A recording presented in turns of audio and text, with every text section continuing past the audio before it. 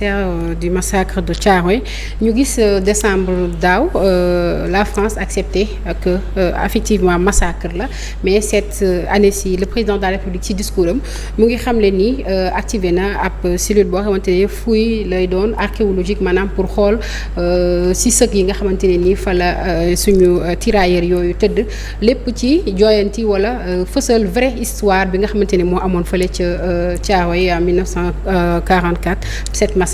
waaw mais xam nga Thiaroye 44 comme je l'ai dit gis nga la France et pratiquement tous les pays colonisateurs ont eu des attitudes de lâcheté. Oui. À tout point de vue. Mm-hmm. Acte de lâcheté weesuwul.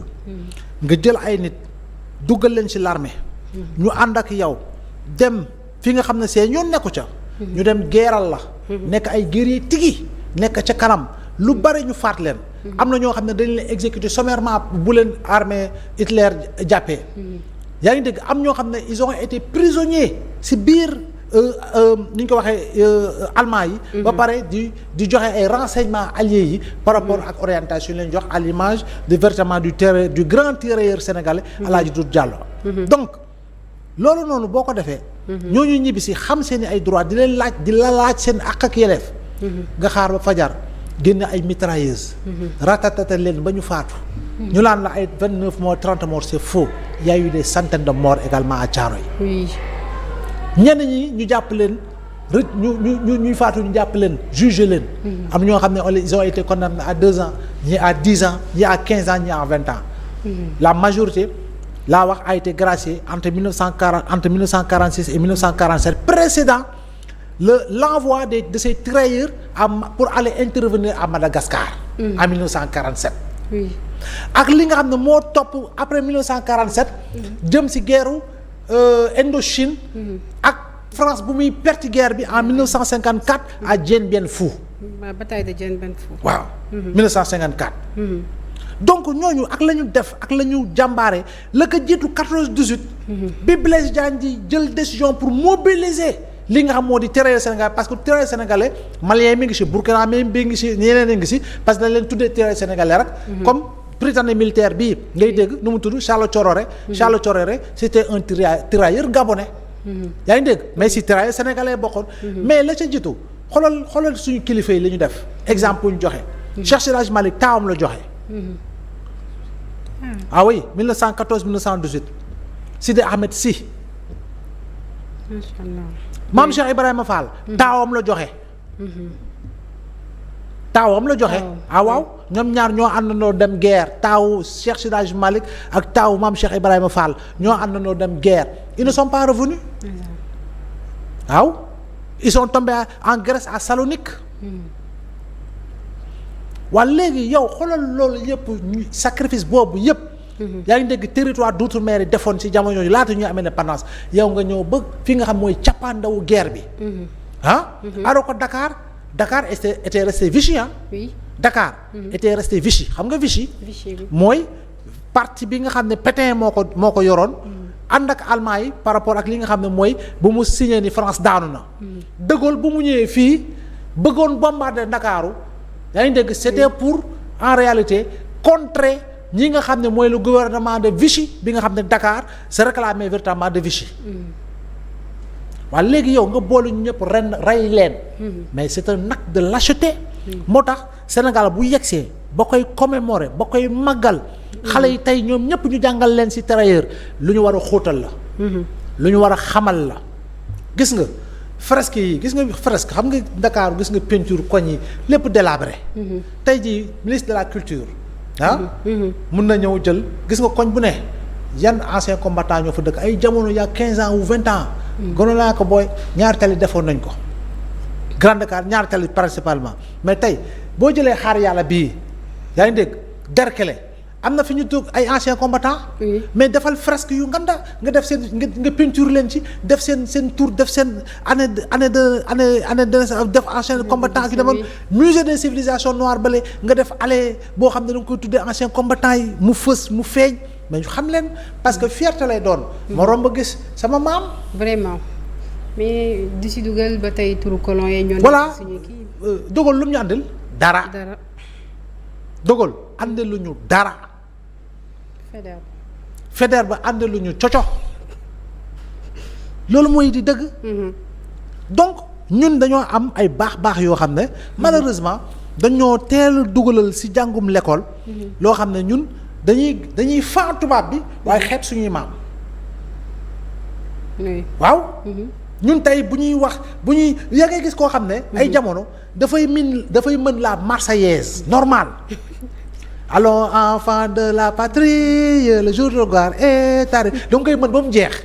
waaye gis nga bu ñu la tegalee pince et tous ngay gàkk.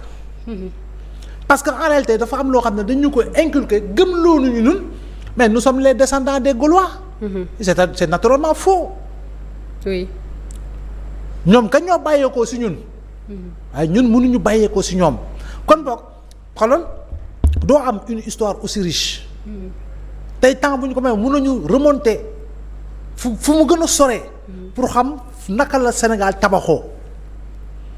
d'accord ba ñëw ba ci tirailleurs yi nga xam ne ñu ngi leen di célébrer à travers li nga xam mooy 1er décembre 1944 81 ans après.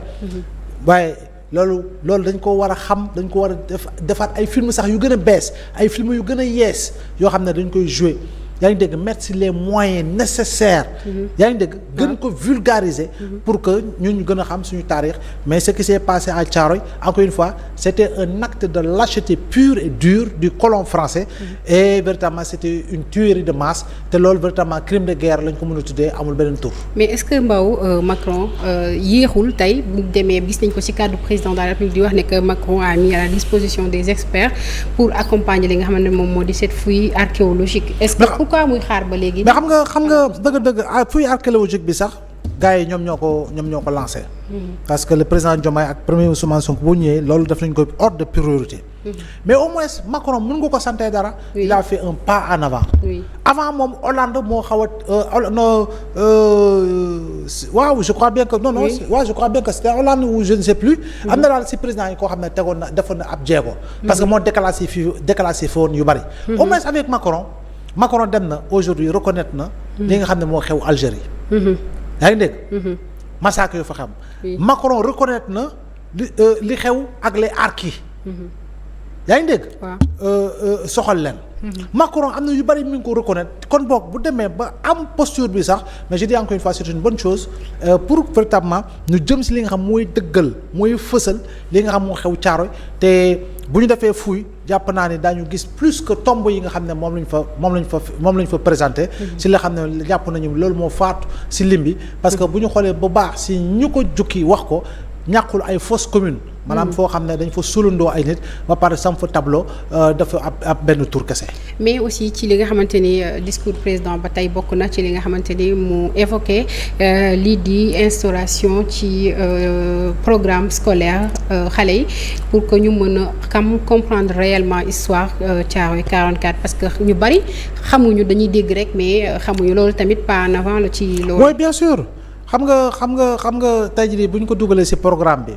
ak yeneen ñu war a dugal ci programme te yàgg nañ ko plaider ñu bari yàgg nañ ko plaider. kon boog curricula yi dafa war a changer. lépp lu soxal suñu histoire bopp. suñuy maam. yaa ngi dégg suñuy baay. fi ñu jaar ba tabax réew mi.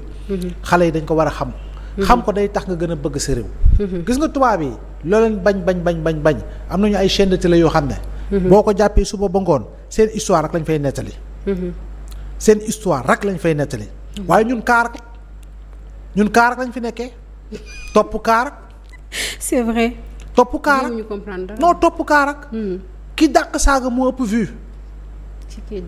kii toog di wax di tas ay sëy di def live di tas ay sëy. moo fi ëpp vue. kii nga xam ne mooy def live di tasaare ay famille moo fi ëpp vue. kii def live di briser ay carrière di disloquer ay famille moo fi ëpp vue. mais kuy dëkk topp kaa. mais Feuz foo jëm buñ la nee kaay jàng tirailleurs yi ñu ne la yow ñun taluñu tirailleur. ñun borom saabu yi lañ tal. live bi commencé ñun borom coquette yi lañ tal. ak ñi nga xam ne dañuy toog di créer ay histoire naan la dëmm bu nekkoon fee dëmm fi lëkkal ak yooyu lañ tal. c'est vrai hein. Très sincèrement. di dugg ci biir néeg wax bàyyiwuñu sax buntu kër léegi dañuy dugg ci biir néeg ba tëdd sa lal ba ndax topp kaa mais ce pays ne peut pas avancer. un pays ne saurait avancer. da ngay gis jamono ji. jëkkër ak jabar xoolal chien et chat. oui. lu tax influence topp kaa. alors qu'en réalité tey am na loo doon jàng nga xam dëgg say baaxi maam. mais je peux t'assurer que valeurs yi nga xam ne dañu naan non perte de valeur mais suñu nee perte de valeur kon y avait des valeurs. oui. mais où sont passées ces valeurs. valeurs yooyu nag gis nga ñii ñuy célébrer di tirailleurs yi. dafa bokk si ñu ko dañoo bokkoon si ñu ko porter mais avec fierté. d'accord am na solo lool. voilà. li ñu cërale woon ci waxtu daa mel ni mat na donc ponk yi ñu doon waxtaanee des na waaye nag li dugg si nag xajul si kin bi àmbaw. waaw taw fi tey siir si ñëpp. di la gërëmaat bu baax.